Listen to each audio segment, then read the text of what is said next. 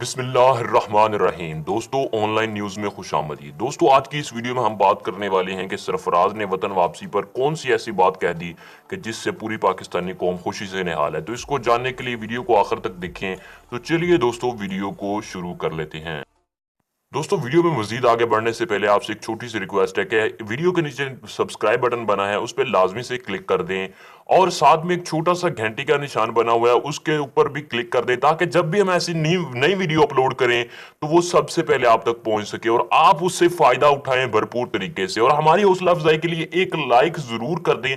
एक लाइक से आपका कोई खर्चा नहीं होने वाला, हमें बहुत ज्यादा मोटिवेशन मिल जाती है नेक्स्ट वीडियो बनाने के लिए। और वीडियो को अपने दोस्तों के साथ जरूर से शेयर करें। तो चलिए वीडियो शुरू करते हैं। दोस्तों, कल रात सरफराज अहमद पाकिस्तान वापस पहुंच चुके थे।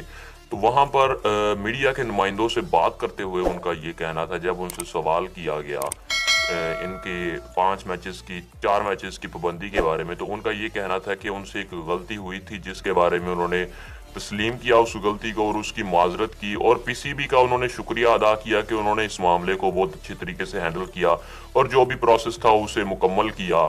और आईसीसी के बारे में कहते हुए उन्होंने कहा कि मैंने छोटी सी गलती की थी जिसको मैंने तस्लीम भी कर लिया था, लेकिन फिर भी मेरे ऊपर पाबंदी कर दी गई। इसी के साथ साथ जब एक नुमाइंदे ने सरफराज अहमद से ये पूछा कि शोएब अख्तर जो आप पे कमेंट कर रहे हैं, तो उसका आप क्या जवाब देना चाहेंगे, तो उन्होंने इसके जवाब में ये कहा कि ये कुछ नहीं है, ये सिर्फ वो पर्सनल अटैक कर रहे हैं मुझ।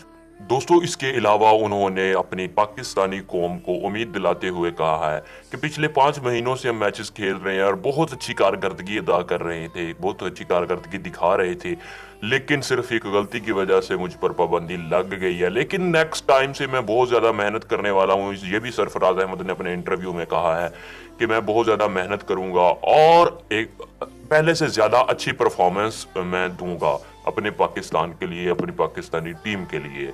ये थी सरफराज अहमद की गुफ्तगू मीडिया के नुमाइंदों से। अब आप कमेंट बॉक्स में जरूर बताइए कि आप कौन से बंदे को चाहती हैं पाकिस्तानी टीम का कैप्टन, शोएब मलिक हो या सरफराज अहमद। अपना कमेंट जरूर दीजिएगा, आपकी राय हमारे लिए बहुत ही कीमती है। दोस्तों, आज की वीडियो में इतना ही था। मिलते हैं नेक्स्ट वीडियो में, तब तक के लिए अपना ख्याल रखिएगा, दुआ में याद रखिएगा हमें। अल्लाह।